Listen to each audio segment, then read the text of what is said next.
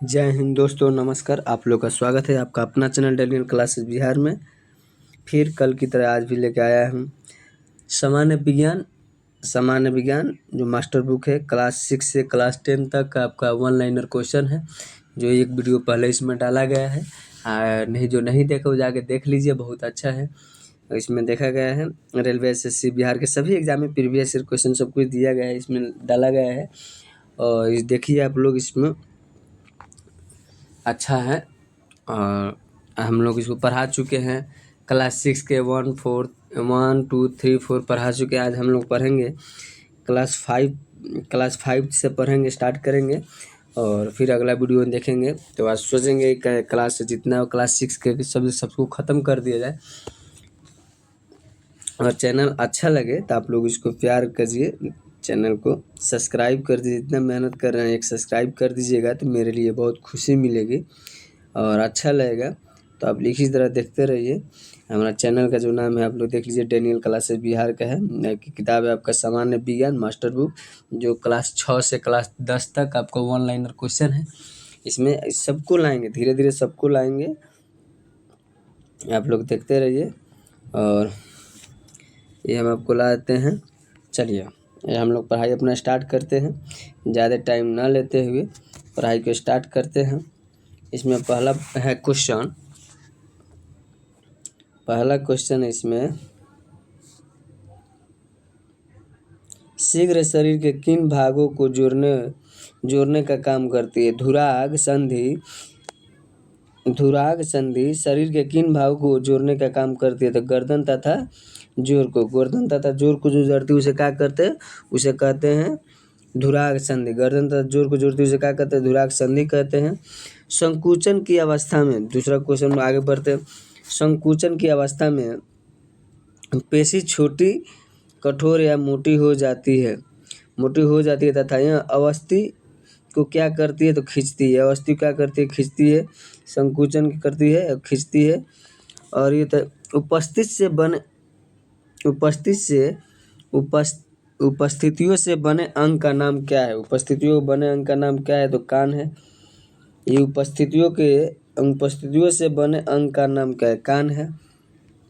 Hinge संधि में कैसी गति होती है? आगे और पीछे की तरफ। मान लीजिए हमारा आगे और पीछे की तरफ होता है, वो हिंज संधि होता है। और शरीर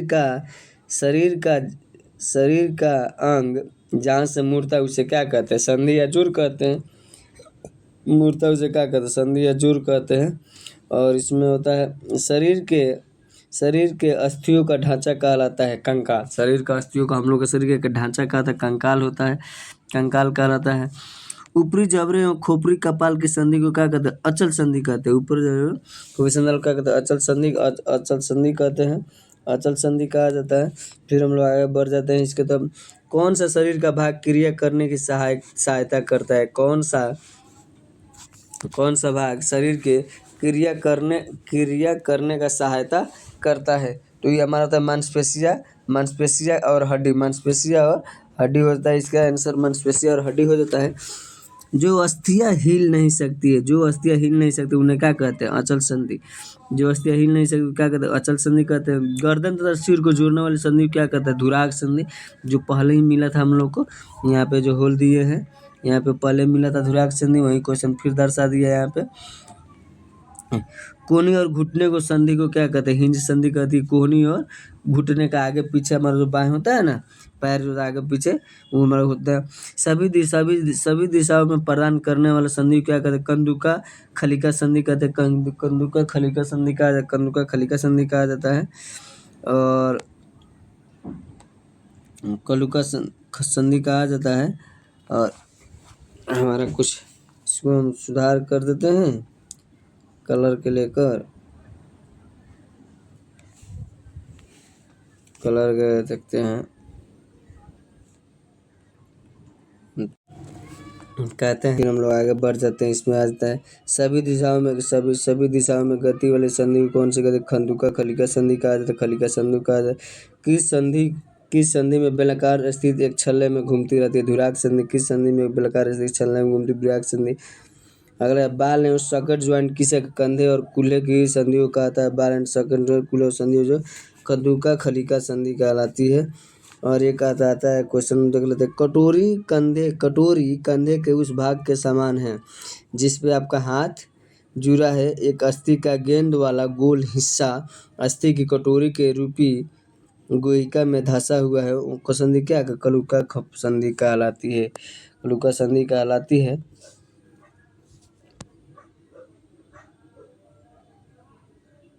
लोग फिर आगे बढ़ जाते हैं। इसमें आपका आगे बढ़ जाते हैं। इसमें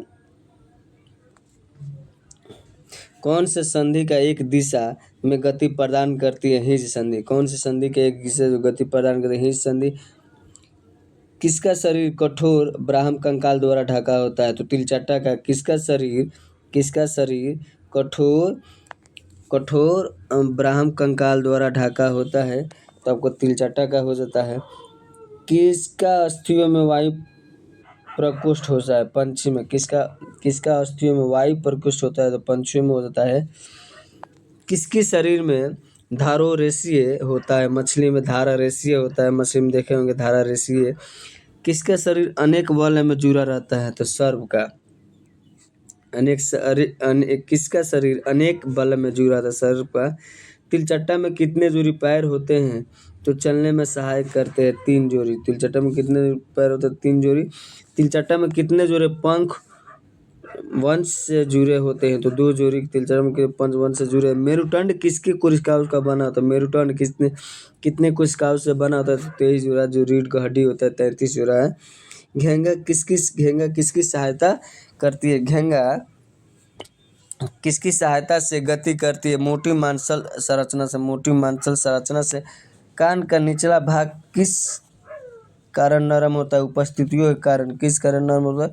उपस्थितियों के कारण।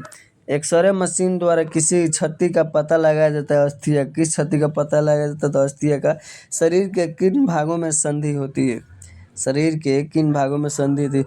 कोहनी में भी होती है, कंधे में भी होती है और घुटने तथा गर्दन में भी होती है।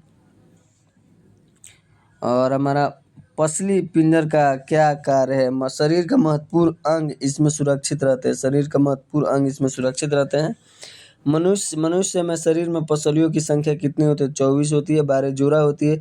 शरीर में अचल संधि का उदाहरण क्या होता है? कंकाल होता है। शरीर में अचल संधि का कंकाल होता है। मांसपेशियों हड्डी से जुड़ने वाला संयोजिक उत्तर होता है। कंडरा होते हैं। कौन संयुतक में अस्थिया को आपस में जोड़ता है? कौन तंतुमय उत्तक जो अस्थियों को आपस में तो लिगामेंट जोड़ता है? मानव शरीर में सबसे मजबूत मांसपेशियां कहाँ होती है? जबड़े में होती है। मानव शरीर में सबसे कहाँ होती है? जब सांप का मेरुदंड होता है लंबक में। सांप का मेरुदंड होता है लंबक में। फिर हम लोग आगे बढ़ते हैं। क्वेश्चन आगे सांप का इसमें पूछ देता है। इसमें हो जाता है हम लोग का एक्सरे मशीन द्वारा किसी क्षति का पता लगाया जाए? एक्सरे मशीन द्वारा किस क्षति का पता लगाया जाता है? एक्सरे मशीन द्वारा किस क्षति का पता लगाया जाता है? तो आपका अस्थियों का शरीर में किन भागों में संधि होती है? शरीर में किन भागों में संधि होती है? कोहनी में, कंधे में, घुटने और गर्दन में। पसली पिंजर का क्या कर? शरीर के महत्वपूर्ण अंग इसमें सुरक्षित रहते हैं। मनुष्य के शरीर में पसलियों की संख्या कितनी होती है? 24 होती है। मनुष्य के शरीर में पसलियों की संख्या 24 होती है। शरीर में अचल संधि का उदाहरण क्या था? कंकाल होता है। मांसपेशी को हड्डी से जोड़ने वाला संयोजक उत्तक क्या होता है? कंकाल होता है। कंडरा होता है। आपका कंडरा हो जाता है। सांप का मेरुदंड होता है क्या? सांप का मेरुदंड क्या होता है? आपका लंबवत होता है। सांप का मेरुदंड क्या होता है? आपका लंबवत होता है। शरीर के मुख्य रूप से कितने प्रकार की संधियां पाई जाती है? शरीर के मुख्य रूप से कितने प्रकार की संधियां पाई जाती है? 3 प्रकार की संधियां पाई जाती है। फेफड़ों की सुरक्षा कौन करता है? तो पिंजर करता है। फेफड़ों की सुरक्षा कौन? पिंजर करता है। हृदय की सुरक्षा कौन करती है? पसलियाँ करती है। कोहनी और घुटने के जोड़ किस संधि का उदाहरण है? संधि गुहा का। कशेरुको की किस संधि का उदाहरण है? कशेरुको किस संधि का उदाहरण है? अचल संधि का। किस संधि में दो हड्डियों के बीच उपस्थित के कारण हड्डियों के दबाव में उपस्थित तब जाती है और एक हड्डी दूसरी हड्डी पर झुकी जाती है? किस संधि में दो हड्डियों के बीच उपस्थितियों के कारण हड्डियों के दबाव में उपस्थित दब जाती है और एक हड्डी दूसरी हड्डी पर झुक जाती है? तो अर्धचल संधि से। अर्धचल संधि अब फिर देख लेते हैं, किस संधि में दो से अधिक हड्डियां संधि स्थल पर हिल डुल सकती है? तो चल संधि में आपका कोहनी घुटने के जोड़ किस संधि का उदाहरण है? कोहनी घुटने का जोड़ किस संधि का उदाहरण है? तो आपका संधि गुहा का हो जाता है, संधि गुहा का होता है। तिलचट्टा का श्वसन अंग क्या था? ट्रेकिया से तिलचट्टा सांस लेता है। फेफड़ा का आकार का होता है शंक्वाकार। शंक्वाकार फेफड़ा का आकार का होता है, शंक्वाकार हो जाता है, शंक्वाकार शंक्वाकार। मछलियों में उत्सर्जित पदार्थ क्या है? अमोनिया। अमोनिया नहीं, अमोनिया। शरीर में सबसे छोटी रक्तवाहिनी है वैना केव। शरीर में सबसे छोटी रक्तवाहिनी है वैना केव। खुला परिसंचरण तंत्र किसमें पाया जाता है? कर्करोच में। देखिए हम लोग जहाँ पढ़े हैं, मान लीजिए हम लोग डिग्री कर लेते हैं उसके बाद पढ़ते हैं, लेकिन जो चीज़ हम लोग पढ़ रहे हैं टोटल आपका 6 और 10 है। हम ईमानदारी से 6 से लेकर 10 तक पढ़े होंगे, तो इतना मेहनत करने की कोई ज़रूरत नहीं है। यहाँ से पढ़िए वहाँ से पढ़िए, लोग काहे कहते हैं NCERT बेस पढ़िए, NCERT बेस पढ़िए। तो आपका वही होता है NCERT बेस करके लोग पढ़ते हैं। टोटल आपको हम लोग को वही चीज़ पढ़ना है, ज़्यादा नहीं पढ़ना है, बस 6, 7, 8 टोटल चीज़ हम लोग को वहीं पढ़ना है। जितना क्वेश्चन देख रहे हैं सब देखिए कितना नॉर्मली है, बिल्कुल वहीं आ रहा है, समझ गए लोग। अब हम लोग को ख़त्म हो गया क्लास, हम लोग का पढ़ेंगे हम लोग आपका हम लोग इसको पढ़ लेते हैं क्लास। अब 6 आ जाएंगे, 5 तक ख़त्म हो गया, ज़्यादा नहीं है इसमें, थोड़ा सा काका के लाए हैं, एक पार्ट में थोड़ी होगा, बहुत लंबा है। तो जिस स्थान पर सजीव रहते हैं उन्हें क्या कहते हैं? जिस स्थान पर सजीव रहते हैं उन्हें क्या कहते हैं? उन्हें आवास कहा जाता है। नागफनी में प्रकाश संश्लेषण किस के द्वारा होता है? नागफनी में प्रकाश संश्लेषण किसके द्वारा होता है? आपको तना के द्वारा। अनुकूलन किसे कहते हैं? परिवेश में रहने योग्य बनना। अनुकूलन किसे कहते हैं? परिवेश में रहने योग्य बनना। कौन सा मरुस्थलीय पौधा है? कैक्टस, जो काटा काटा टाइप का होता है, टेक्सट होता है। हाइड्रिया पौधा, हाइड्रिलिया पौधा क्या है? जलीय है। कौन सा जीव रात्रि चर का? तो चमगादड़। देखे चमगादड़ रात में उड़ता है, दिन में आपको दिखाई नहीं देता है। वह प्रक्रिया जिसमें अवशिष्ट पदार्थ शरीर से बाहर फेंके जाते हैं उसे क्या कहते हैं? उत्सर्जन कहा जाए। वह प्रक्रिया जिसे अवशिष्ट पदार्थ शरीर से बाहर फेंके जाते हैं उत्सर्जन होता है। पर्वतीय प्रदेशों के पौधों के पत्ते होते हैं। पर्वतीय प्रदेशों के पौधों के पत्ते होते हैं, उसे क्या कहते हैं? सुई के आकार की तरह होते हैं। कैसे होते हैं? सुई के आकार की तरह। बीजों में अंकुरण, बीजों के अंकुरण के लिए आवश्यक होता है वायु, जल, प्रकाश, तीनों मिलेगा तब आपका बीज अंकुरण होगा। पर्वतीय क्षेत्र के जंतुओं को क्या विशेषताएं होती है?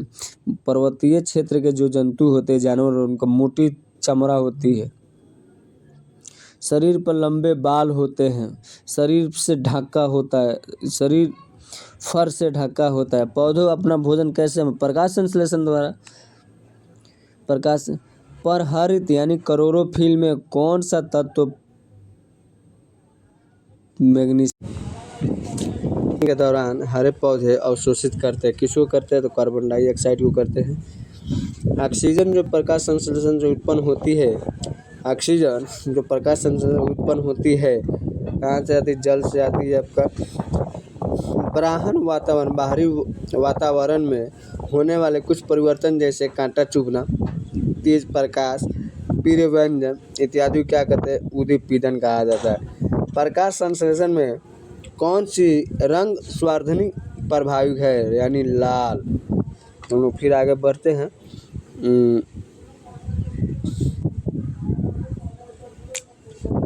देखिए दोस्तों, और चैनल अच्छा लगे, मान लीजिए इतना मेहनत किया जा रहा है, बोला जा रहा है, तो एक लाइक के लिए, एक कमेंट के, एक सब्सक्राइबर आप कर दीजिए। देखिए वीडियो देखिए, मेरे पास डिजिटल बोर्ड ना होने के उपस्थिति कारण इस तरफ मोबाइल से पढ़ाया जा रहा है, पर अच्छा चीज़ पढ़ाया जा रहा है। सोचे आप लोग के लिए बहुत फायदा है। वन लाइनर सब्जेक्टिव पढ़ा है, वन लाइनर एक बार पढ़िए, लगाइए ऑब्जेक्टिव, बिल्कुल बिल्कुल परफेक्ट रिजल्ट होगा आपका। कहीं भी जाइए, हम भी तैयारी करते हैं, हम भी खुद पढ़ते हैं, हम अपने अनुभव आप लोगों के बीच रखा जा रहा है। इन्हें क्या नहीं पढ़ा लिखा तो फिर हम देखते हैं आपको आगे बढ़ते हैं। क्वेश्चन हम लोग का देखे थे हम लोग, बाहरी वातावरण में होने वाले कुछ परिवर्तन है कांटा चुभना तेज पत्ती किसके कारण होता है, तो उद्भिदन के कारण। प्रकाश संश्लेषण में कौन सी रंग सर्वाधिक प्रभावी होता है, तो हमारा लाल हो जाता है।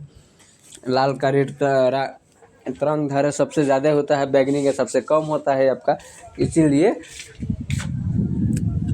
लाल को माना जाता है। और प्रकाश संश्लेषण की क्रिया, प्रकाश संश्लेषण की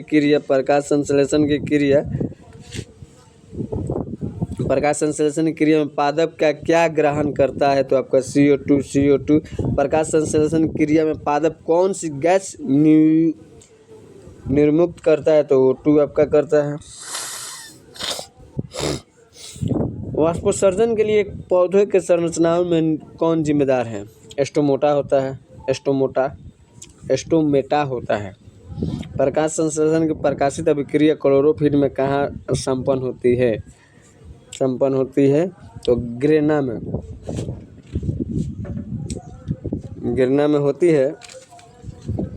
पौधों की पंक्तियों श्वसन की प्रक्रिया में वायु के अंदर लेती है। इस प्रक्रिया के अगले चरण में पंक्तियाँ क्या करती है, तो ऑक्सीजन का एक क्वेश्चन ही है, ऑक्सीजन का उपयोग करती है तथा कार्बन डाइऑक्साइड वायु में निष्कासित करती है। क्वेश्चन देख लेते हैं हम लोग का। मृदा जल एवं वायु किस आवास के घटक है, मृदा जल एवं वायु किस आवास की घटक है, तो अजैव घटक है। उद्दीपन किसे कहते हैं, वातावरण में होने वाले परिवर्तन को क्या कहते हैं, उद्दीपन कहते हैं। अवशिष्ट पदार्थ का निष्कासन क्या कहते हैं, उत्सर्जन किसे कहते हैं, तो अवशिष्ट पदार्थों का निष्कासन। उत्पीड़न क्या कहते हैं, तो वातावरण में होने वाले परिवर्तन को कहते हैं दोस्तों जी, कहते हैं। तो फिर हम लोग आगे बढ़ते हैं इसके तरफ। ज़्यादा समय नहीं, आधा घंटा का वीडियो लेके आएंगे, आधा घंटा 40 मिनट का वन लाइनर, जो ज्योग्राफी का भी लाएंगे, हिस्ट्री का लाएंगे, पॉलिटी का भी लाएंगे, और हर एक चीज़ का आपका वीडियो लाएंगे वन लाइनर में। आप लोग देखिएगा, साइंस का भी लेके आएंगे। ये तो ये हो गया, ये आपका एक हो गया। अब इसके तरफ ऑब्जेक्टिव टाइप का लाएंगे, क्वेश्चन टाइप का लाएंगे, एक क्वेश्चन 4 ऑप्शन के साथ लाएंगे हमेशा। इसको सबको आप लोग को दिखाएंगे, आप लोग देखिए, पढ़ते रहिए। प्यारा चैनल लगे तो आप लोग सब्सक्राइब कर दीजिए, थोड़ा हमको भी खुशी मिलेगी। चलिए भाई, अच्छा लग रहा है आपको पढ़ाया हुआ। सब्जेक्टिव में देखिए वाइट बोर्ड पे पढ़ा रहे हैं, मेरा पॉलिटी कंप्लीट होने वाला है, 2-3 वीडियो और है। तो हम घर से आउट ऑफ बाहर, इसलिए पॉलिटी नहीं डाल रहे हैं, सेट चला रहे हैं और वन लाइनर क्वेश्चन करा देते हैं, इसलिए है। आप लोग देखते रहिए। हम लोग क्वेश्चन पढ़ लेते हैं। आगे क्या है, जलीय पौधों का तना क्या होता है, जलीय पौधों का तना होता है, लंबा होता है और हल्का भी होता है और खोखला होता है। जैसे पानी में आप लोग देखिए रहिएगा, कोई इसका नाम क्या है, पानी में जो होता है ना जलीय पौधा, उसका देखिएगा फोफी की तरह होता है, पाइप की तरह अंदर से खोखला रहता है, बिल्कुल हौला रहता है, तूरने में पुट पुट पुट पुट बजता है। तो जलीय पौधा होता है ना, लंबा और हल्का और खोखला होता है। यहाँ पे डॉल्फिन और व्हेल मछली सांस कैसे लेती है, तो वात छिद्र द्वारा लेती है। फिर हम लोग यहाँ पे अब आ जाते हैं, बीज सजीव है या निर्जीव, बीज सजीव है। जब निर्जीव रहेगा तो कहाँ से अंकुर होगा, जन्मेगा। कारिक प्रजनन किसे कहते हैं, कारिक प्रजनन किसे कहते हैं, तो पौधों में बीजों के आंतरिक अन्य भाग में प्रजनन, पौधों में बीजों के प्रति अन्य भाग को प्रजनन को कायिक प्रजनन कहते हैं, कायिक प्रजनन कहते हैं। केंचुआ सांस लेता है, केंचुआ किससे सांस लेता है, त्वचा से, गीली त्वचा से, गीली त्वचा से सांस लेता है आपका केंचुआ। और हम लोग देख लेते हैं कैक्टस, कैक्टस मरुस्थल में जीवित रहता है एक मोटी मोटी परत से, एक मोटी मोटी परत कारण लंबी जड़ों के कारण, छोटी पत्तियों के कारण। कैक्टस का पौधा देखे होंगे, कटीला सा होता है, मोटा मोटा होता है, लंबा लंबा जड़ होता है। कहीं घर पे भी लगा सकते हैं आप लोग, तो वही होता है। और ये आपका ये होता है अजैव घटक। क्या है अजैव घटक? वायु, जल, प्रकाश, प्रकाश का ताप, चट्टान और मिट्टी, इसका है सब आपका अजैव घटक है। अनुकूलन किसे कहते हैं? अनुकूलन किसे कहते हैं? वो विशिष्ट संरचना जो किसी पौधे तथा जंतुओं को उसके परिवेश में रहने वाली योग बनाती है, उसको अनुकूलन कहते हैं। अगला सवाल हमारा है, पर्वतीय वनों को वृक्ष का क्या विशेषता नहीं है? पर्वतीय वनों का वृक्ष का क्या विशेषता नहीं है? पत्ते चौड़े होते हैं। क्या विशेषता नहीं है? पत्ते चौड़े होते हैं। किन जानवरों की त्वचा मोटी होती है? किन जानवरों की त्वचा मोटी है जो वह वाष्पीकरण रोक सकती है, उन्हें पसीना नहीं आता, इसलिए वो लंबे समय तक पानी के बिना जीवित रहते? रेगिस्तान के जानवर, जितने ऊँट ऊँट देखते हैं आप लोग, उन लोग चमड़ा मोटी होती है, वो लोग ज़्यादा दिन तक पानी, कितना दिन तक नहीं पिएगा चल जाएगा। कैक्टस के पौधे के पत्तियों के आकार की होती है? कैक्टस के पौधे के पत्तियाँ के आकार की होती है, जो पत्तियाँ से पानी की कमी को कम करने में मदद करती है, उसको क्या कहते हैं? वाष्पोत्सर्जन कहते हैं। और समुद्र में जंतु तथा पौधे लवणीय खारे जल पानी में रहते हैं। समुद्र में जंतु तथा पौधे लवणीय जल खारे पानी में रहते हैं तथा श्वसन के लिए जल में विलय वायु में किसका उपयोग करते हैं? ऑक्सीजन का। किसका उपयोग कर? ऑक्सीजन का करते हैं। जो जीवित वस्तुएं जो अपना भोजन स्वयं तैयार करती है, वो क्या कहलाती है? तो स्वपोषी कहलाती है।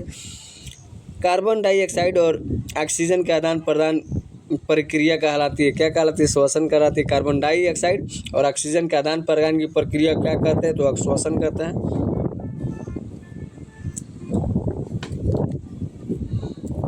संतान और बीज के उत्पादन को क्या कहा जाता है? प्रजनन कहा जाता है।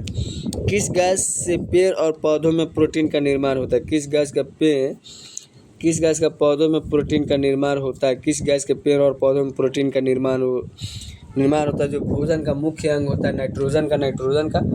प्रकाश संश्लेषण प्रक्रम में गैसों में CO2 MO2 का आदान प्रदान होता है। आदान प्रदान किन अंगों के द्वारा? तो पत्तियों एवं अवशिष्ट रंध्रों के द्वारा होती है। जब आप नंगे पैर टहल रहे हो तथा आपका पैर अचानक किसी कांटे अथवा नुकीली वस्तु पर पड़ जाती है, तो आप किस प्रकार की उद्दीपन होता है? हम लोग का बहुत दर्द है, तकलीफ है, तो उद्दीपन होता है। अब फिर हम लोग आगे बढ़ जाते हैं। इसको हम लोग आगे बढ़ते हैं। अध्याय 7 में आते हैं। अध्याय 6 खत्म हो गया, अध्याय हम 7 देख लेते हैं। लंबाई का एसआई मात्रक क्या होता है? तो लंबाई का एसआई मात्रक का मीटर होता है। ऐसी गति जो एक निश्चित समयांतराल के पश्चात अपनी गति को दोहराती, उसे क्या कहते हैं? आवर्ती गति कहते हैं। पार्कों में लगे सामान्य झूले घड़ी के पेंडुलम, गिटार के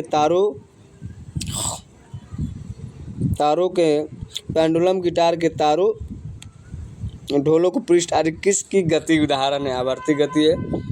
जब कोई वस्तु इस प्रकार की गति करती है कि उस गति की किसी नियत बिंदु से दूरी रहती है, तो इस प्रकार की गति क्या कहलाती है? तो इस प्रकार की गति आपका कहलाती है, इतनी कहलाती है। फिर हम लोग बढ़ लेते हैं आगे की तरफ, और क्लास हम 7 है, 6 खत्म है। आप लोग देखिए, टोटल आपका 10 क्लास तक आपको पूरा कर देंगे, बिल्कुल पूरा हो जाएगा 10 तक। और 6 से लेकर स्टार्ट किए हैं। इसमें प्रीवियस ईयर बैच जितना पूछा होगा क्वेश्चन देंगे। इसका ज्योग्राफी हो जाएगा, चाहे हिस्ट्री हो जाए, इकोनॉमिक्स होगा, पॉलिटिक्स होगा, और जितना भी है सबका लाएंगे 1 बाई 1 क्वेश्चन, बिल्कुल आप लोग जैसा। तो हम लोग स्टार्ट कर लेते हैं इसका। तो थोड़ा हम लोग चलिए हम लोग आगे बढ़ते हैं। पंखा, घड़ी की सुई। पंखा, घड़ी की सुई, पंखा या घड़ी की सुई या कुम्हार के चाक आदि किस गति के उदाहरण हैं? किस गति के द्वारा काम करता है? उदाहरण के तो इसका उदाहरण वर्तुकुल गति। वर्तुकुल गति होता है। और हमारा वाहनों की गति किस गति के उदाहरण है? वाहनों की गति किस गति का उदाहरण है? तो सरल रेखीय गति। सरल रेखीय गति जब वस्तुएं सरल रेखा के अनुदिश करती है, जब वस्तुएं सरल रेखा के अनुदिश करती है तो उसे ऐसी गति कहलाती है। कैसी गति कहलाती है? तो सरल रेखीय गति कहलाती है। 1 मीटर में कितने सेंटीमीटर है? तो सब आपका छोटा छोटा सवाल है। 100 सेंटीमीटर है। 1 किलोमीटर में कितने मीटर है? 1000 मीटर। 1 किलोग्राम में कितने ग्राम होता है? 1000 ग्राम होता है। 1 क्विंटल में कितने किलोग्राम होता है? 100 किलोग्राम होता है। 1 मीट्रिक टन में कितने क्विंटल होते हैं? 10 टन होते हैं। और झूले पर किसी बच्चे की गति को आवृत्ति कहते। क्या कहते? किसी गति को क्या कहते? आवृत्ति गति कहते हैं। नीचे गिरते हुए पत्थर की गति सरल रेखीय में आती है। सरल रेखीय में आती है। बंदूक से निकली हुई गोली को गति को क्या कहते हैं? सरल रेखीय गति कहते हैं उनका भी। पृथ्वी अपने कक्ष पर घूमना क्या कराता है? घूर्णन कराता है। सूर्य के चारों ओर एक स्थिर कक्ष में पृथ्वी की गति को क्या कहते हैं? पृथ्वी गति को क्या कहते हैं आपका? तो परिक्रमण कहते हैं। परिक्रमण कहते हैं। सरल रेखीय गति होती है सड़क पर कार की गति। सरल रेखीय गति सड़क की कार की गति। कौन सा आवर्ती गति का उदाहरण है? तो पृथ्वी का गति। आवर्ती गति का उदाहरण बताइए। पृथ्वी गति हो गया। लंबाई का न्यूटन इकाई क्या होता है? तो फर्मी मीटर होता है। क्षेत्रफल किसी वस्तु के सतह के मापने को क्षेत्रफल कहा जाता है। मापने को, मान लीजिए कोई चीज़ है, कोई पुस्तक रख दिए हैं, उसका लंबाई चौड़ाई हो गया तो क्षेत्रफल हो जाता है। वक्र रेखा की लंबाई मापी जाती है किस धागे से? वृक्ष से गिरते हुए फल पर कौन सा बल कार्य करता है? गुरुत्वाकर्षण बल। वृक्ष की शाखाओं का इधर उधर लहरना किस गति का उदाहरण होता है? आवर्ती गति का। सितार की बोरियां किस गति का उदाहरण है? सितार की बोरियां किस गति का उदाहरण है? आवर्ती गति के। बजते समय ढोल अथवा तबलों की गति किस गति का उदाहरण होता है? तो आवर्ती का होता है। तो हम लोग आवर्ती का होता है। इसी प्रकार देखते रहिए आप लोग। बिल्कुल है उसी तरह है, ज़्यादा नहीं है।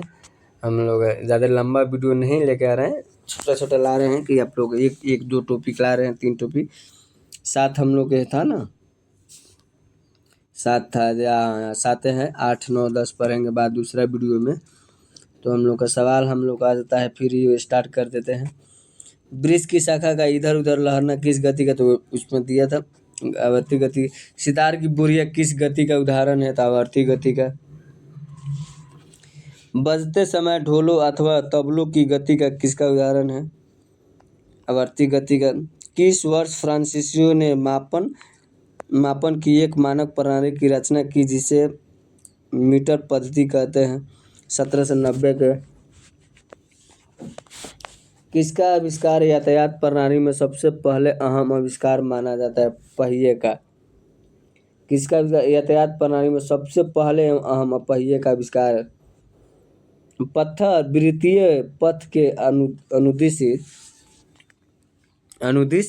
गति कर रहा है। इस गति में पत्थर की आपके हाथ से दूरी समान रहती है। इस प्रकार गति क्या कर वर्तुकुलन गति कहते हैं। वर्तुल गति किसे कहते? जो घूर्णन करते समय अंकित चिन्ह से दूरी समान हो। अंकित चिन्ह से दूरी समान हो। किसी सिलाई मशीन की सुई की गति कौन सी गति होती है? किस गति पे काम करती है? आवृत्ति गति पे करती है। Up down up down up down up down करती रहती है ना, होती है।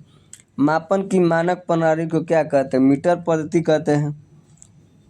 वर्तुल गति का क्या उदाहरण है? वर्तुल गति का क्या उदाहरण? कुएं से जल बाहर निकालने ढोल, पंख की पैरों की गति, रस्सी से बंद कर गिरते। कुएं से जल बाहर निकालते ढोल, पंखे के परों की गति रस्सी में बांधकर पत्थर की गति को वर्तुल गति कहता है। तो ठीक है, तो हम लोग को ये हमारा कुछ और थोड़ा सा है, इसमें देख लिया जाए, ज़्यादा नहीं है। और इसमें आगे की ओर बढ़ते हम लोग क्वेश्चन देख लेते हैं। ये टोटल ऑनलाइन क्वेश्चन है साइंस का, संपूर्ण साइंस का आप लोग ऑनलाइन फिजिक्स केमिस्ट्री बायोलॉजी सब इसमें आ जाएगा आपको। दोलन गति का ही दूसरा नाम आवर्ती गति है। बिल्कुल इसको कहते हैं दोलन गति, आवर्ती गति। बिजली के पंखों की पंखुड़िया पर अंकित किसी चिन्ह की गति घड़ी के सेकेंड की सुई की गति का उदाहरण वर्तुल गति है। किसी साइकिल के पहिए की गति क्या करते, गोल गोल घूमता है ना भाई, तो इसको भी वर्तुल गति कहते हैं। कोहनी से उंगली की छोर तक लंबाई, कोहनी से उंगली की छोर तक उसकी लंबाई जिसके हाथ कहते हैं लंबाई मात्रक के रूप में प्राचीन में किस देश का उपयोग किया जाता है मिश्रण का। प्राचीन भारत में सबसे छोटी लंबाइयों को मापने के लिए प्राचीन भारत में छोटी लंबाइयों को मापने के लिए किसका उपयोग किया जाता था। अंगूठा किया जाता था, मुट्ठी के किया जाता था। आप लोग देखिएगा पहले अंगूठे से, अभी भी कितना बुढ़वा लोग जो है हमें अभी अंगूठा से नापते हैं, इतना मिट्टा, इतना मुट्ठी, इतना बीता, वही होता है हमारा। किसकी शरीर धारोरेखीय होता है। धारोरेखीय मछली के आप लोग देखे होंगे, मछली से धारोरेखीय चुईयों नहीं था धार की तरह। रेडियोधर्मी की इकाई क्या होता है। रेडियोधर्मी की इकाई को होता है बेकुरल होता है, बेकुरल होता है। अपवर्तन का मात्रक क्या होता है, कोई मात्रक नहीं होते हैं। भार की एसआई इकाई डॉट की एसआई इकाई के बराबर होती है। बल यहाँ पे हमारा हो जाएगा, बल हो जाएगा यहाँ पे बल हो जाएगा, तो हो जाएगा। देखिए नहीं उतना लिखा पाता है। किस युग्म की इकाइयों समान नहीं होती है। किस युग्म की इकाई बल और दाब की युग्म समाई पाई नहीं होती है, इकाइयाँ समान नहीं हो पाती है। मात्रक कूलम बटा सेकेंड का दूसरा नाम क्या होता है। कूलम या सेकेंड का दूसरा नाम क्या होता है, एम्पियर होता है। तरंग वेग का एसआई मात्रक क्या होता है, मीटर प्रति सेकेंड होता है। एक डायप्टर के बराबर क्या होता है, तो 1 mn पावर -1 1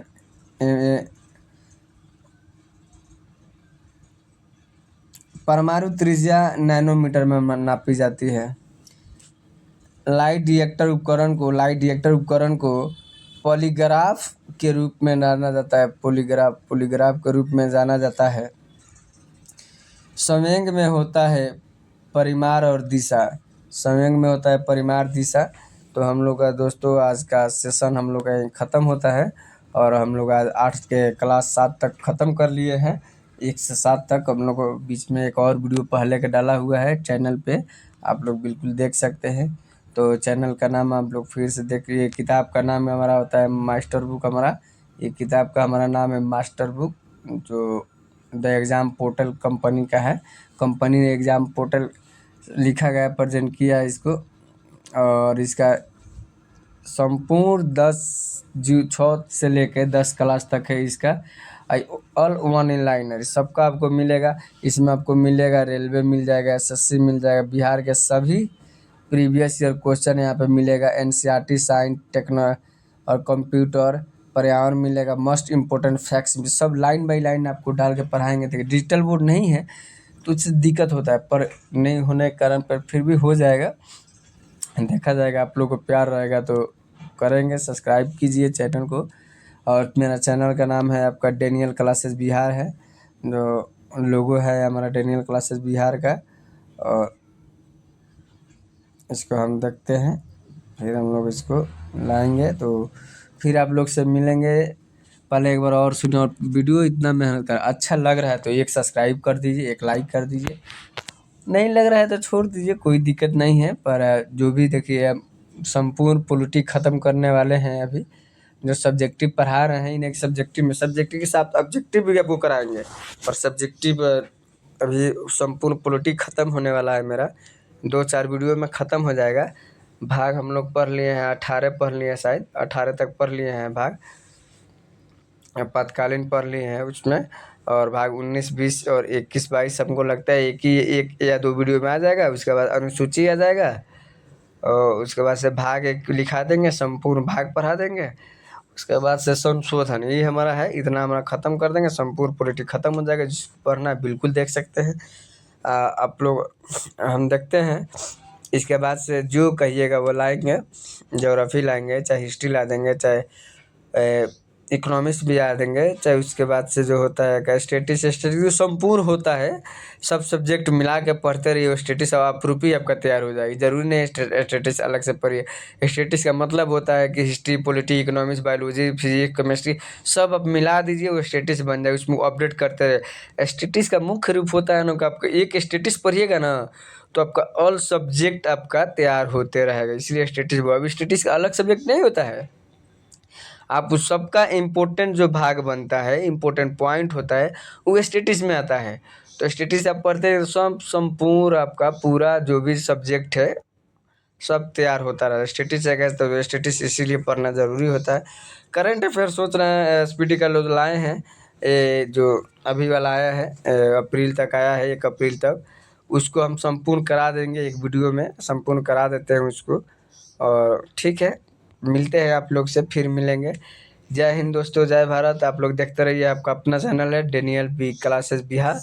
और छोटे से लेकर बड़े तक संघर्ष करना आप लोगों का सहायता है। फिर मिलेंगे। जय हिंद, bye bye bye bye, okay.